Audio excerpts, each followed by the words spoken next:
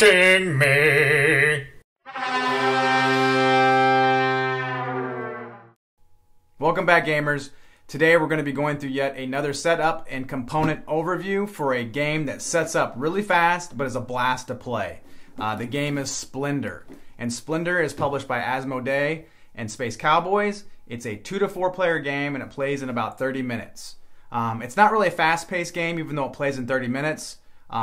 I would consider this to be a short to medium length game because once players start playing it, they really start to think through their turns and the game turns into somewhat of a heated battle for those prestige points that win the game.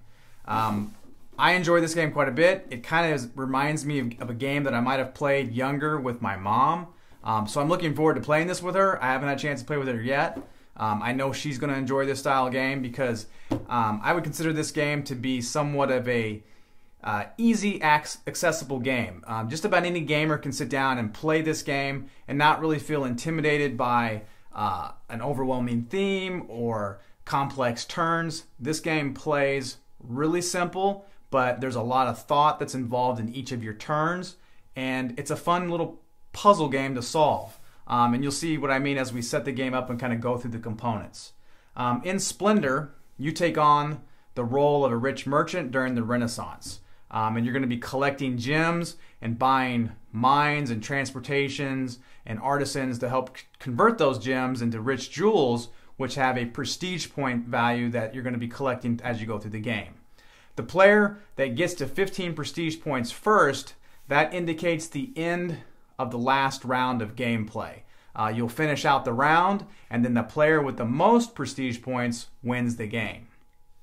I've played Splendor quite a few times, and I can say during the game, I really don't feel like I'm a rich merchant or it's the Renaissance. The theme is really nothing more than just a nice coat of paint on a really solid game. The theme is just there to try just to give just a little bit of flavors to the game so we're not sitting around the table just playing with blank cards with just numbers and symbols. I'm going to walk us through the setup of the game and then go through the components and let you guys see if the Splendor is a game that you want to bring to your game table. So let's set up Splendor. I'm going to walk through the setup first, and then we'll jump into going through all the components. Since there's so few components for this game, I think it'll be best to see how the game sets up and then go through the components in better detail. I think that'll give you a good idea of how the components kind of work with one another and what they exactly do. But to set the game up is pretty fast and pretty simple. The first thing you're going to do is you're going to stack up the 6 different gem tokens over here on the left according to their color and gem type. You'll have a stack of noble tiles that you're going to shuffle up, and then you're going to have a stack of 3 different types of development cards.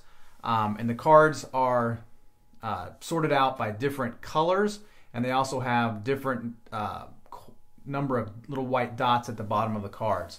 And those little white dots really just show you that the tiers of the cards go up. The green cards are the low-cost cards in the game.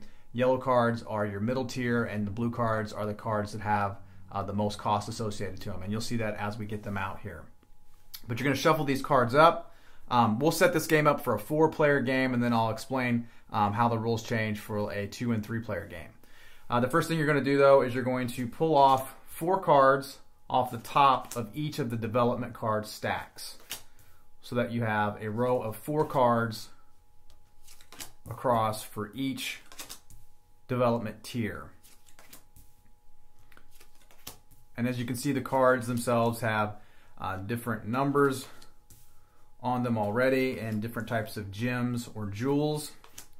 But you're going to set those out just like that, so you have 3 rows of 4, and then you're going to take the noble tiles, and the noble tiles you're going to shuffle those up as well, and those are going to be randomly dealt out.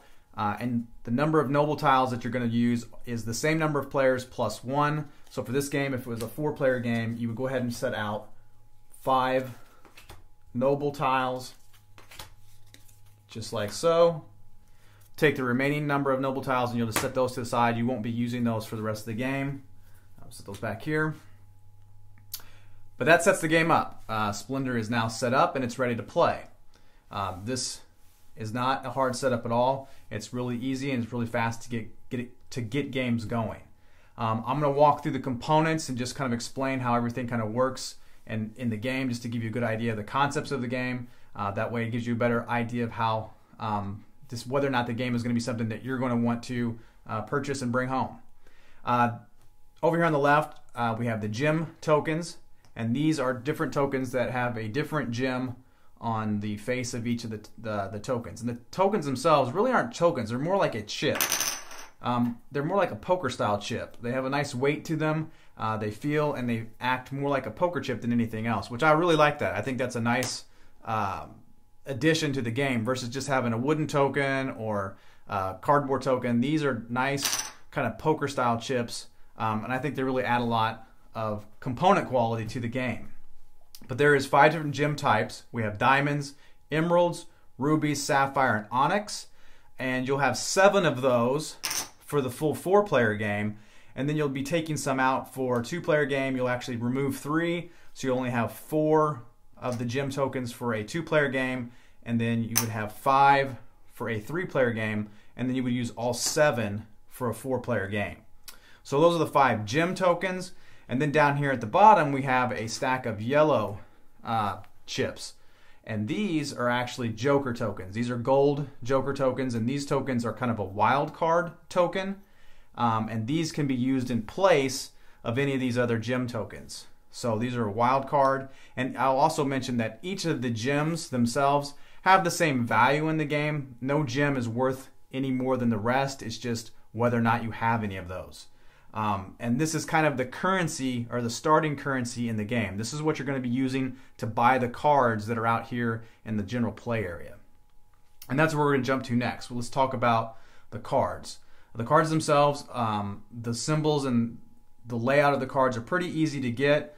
As you can see, there's different pictures on here. There's some that show like camels, and that's supposed to be more of a transportation style card. And you have individuals that look like gem crafters, and these are the artisan cards. And then you have pictures of like different mines and things, and these are the mines. And that's where I said earlier, the theme, you're supposed to be buying mines and artisans and different travel mechanisms in the game, but really the cards are all kind of the same. They just get more expensive as you jump up the 3 tiers. So you can see down here in the bottom row, these cards down here have a less cost than these cards in the top row. And let's just go through the cards so you have a good idea. We'll look at this top tier card here. In the top right hand or top left hand corner, we have the prestige point value. And this is how many prestige points this card is going to be worth. So this card has a value of 4. The top right, this shows you the gem that this card is going to give you a bonus purchase power with. So you'll be adding this to your gem token pool as you collect cards, and I'll go through that here in just a minute. Down here in the bottom left, we have the cost of the card. So this card is going to require 3 diamonds, 3 rubies, and 6 onyx from your play area before you can actually pick this card up and purchase it. Let's talk about turns. Each player takes 1 turn per round, and that turn can consist of one of 3 actions. The first action is you can pick up gem tokens. And you would pick those up in one of 2 ways. You can pick up 1 of 3 different type of the 5 different gems. You cannot pick up a Joker token. I'll show you how you can pick those up here in a sec. But you can pick up 1 of 3 different type, or you can pick up 2 of any one color as long as there's at least 4 in the stack. So a little bit confusing at first, but as long as there's 4 in the stack, you can pick up 2 or pick up 3 of any one of the 5.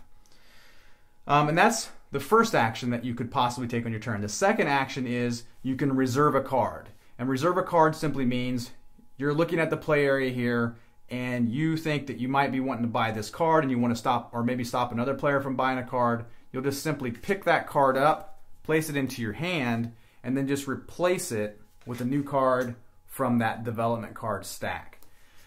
You have a hand limit of 3 cards, so you can only have reserved 3 cards at any one point in the game. But when you do reserve a card, that's when you actually get to pick up one of these Joker tokens and place it into your play area. So that is how you get the Joker tokens, by reserving cards. And then the last action that a player could take on their turn is purchase a card. And what that means is they're now going to pay for that cost down here in the bottom left-hand corner of the card and actually put that card into their play area as a purchase card. And they can either purchase a card from their hand that they had reserved earlier or purchase a card directly from the play area right here. One other thing I should quickly mention is when you're reserving a card, you don't necessarily have to pick a card from this play area. You can chance it, and you can also pick a card right off the top of the deck. The only negative there is obviously you cannot see what values the card has, but I don't know why somebody would do that. I have never had a need to do that. I usually just play the cards out here, but everybody plays their game different. So those are the three actions you can do. Pick up gem tokens, reserve a card, or pay for a card that was either in your hand or out here in the play area. And that's the turns. You'll just keep, each player will take one of those actions during their turn, and play continues until that first player can hit 15 prestige points. Then you'll play to the end of that round, and then the player with the most prestige points wins the game. The last component that the game has are these noble tiles. And these noble tiles that actually you don't purchase, they just kind of happen. So if as you're playing the game, you could be working towards a goal of maybe this noble here is worth 3 emerald, 3 sapphire, and 3 ruby. And what that means is if you have in your play area, so cards, not gem tokens, they have to be actual cards. If you have cards that equal up, that have 3 of the gems of the emerald, 3 of the sapphire, and 3 of the ruby, then at the end of your turn, if you have 3 each of those types of gems on your cards, this noble will actually pay you a visit, and it actually goes into your play area, giving you 3 additional prestige points. Because as you're paying for cards, you're going to be using these gem tokens, but as you collect cards and have them in your play area, that's what those gem symbols in the top right-hand corner do. They actually add to your purchase pool or your total gem pool. So if you had these 2 rubies in your play area, and then you also had 2 ruby gem tokens, and say you had 2 sapphire gem tokens, well, now you have a total purchase power of 4 rubies because you have the 2 tokens plus the 2 ruby symbols on the 2 cards that you've already previously purchased, and then you have the additional 2 sapphires. So that gives you your total purchase power. And then that's how the nobles will come into play, is once you've reached 3 of this color, at the end of your turn, if you hit the requirements of any of these nobles, they automatically come to your play area, giving you those prestige points. They don't give you any additional purchase power, but they do give you those prestige points to help you try to hit that 15-point limit. And that's pretty much how Splendor plays. Play just continues on, like I said, until that first player hits 15. And then you shuffle up the cards and you set it up again. The game itself plays really smooth. There's no real hiccups in the game. I think people really tend to jump in and they really try to solve the puzzle, because it's somewhat of a puzzle because there's 12 cards out here on the table. You have so many gem tokens that you're allowed to have. There's a 10 gem token limit as well as that 3 card limit in your hand. So you're trying to figure out the best way to kind of create combos that you can buy these cards that are out here on the table, possibly stop other players from buying cards, because each player can see what everybody has. You can see how many tokens they have, you can see how many they're trying to stack up, and then maybe try to figure out what cards are they vying for, and then maybe you try to come in and stop it by reserving a card. But you have to be careful, because you might be reserving cards that you have no way of buying, and then you're stuck with that card in your hand. Hopefully this video gives you a good idea of how Splendor plays and helps you make the decision if you want to bring Splendor home to your house or to your game table. I recommend it. I think it's a lot of fun. Like I said, I'm looking forward to playing this with my mom because she really likes these types of games, and it kind of reminds me of a game that we would have played back when I was a kid. Let me know if you liked the video by giving me a thumbs up. Let me know if you have any questions or comments about the game in the comment box below. Thanks for watching, and as always, keep on gaming.